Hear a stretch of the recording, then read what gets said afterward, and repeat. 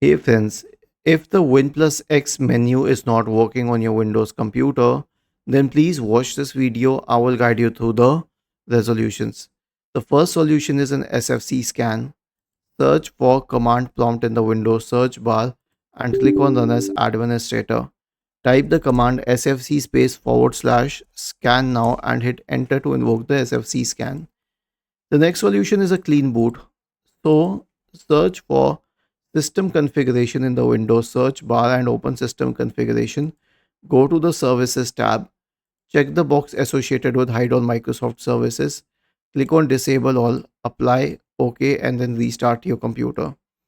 The last solution is to reset the keyboard. But wait, why did we perform clean boot? We performed clean boot because see, there are a lot of third-party software products which impact the working of a keyboard. So if there is a software installed on your system which is impacting the working of your keyboard, a clean boot can isolate that cause. And lastly, reset the keyboard. Now there is no switch to reset the keyboard unless you have a physical switch on your keyboard itself.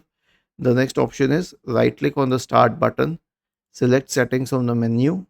Now go to the time and language tab on the list on the left hand side.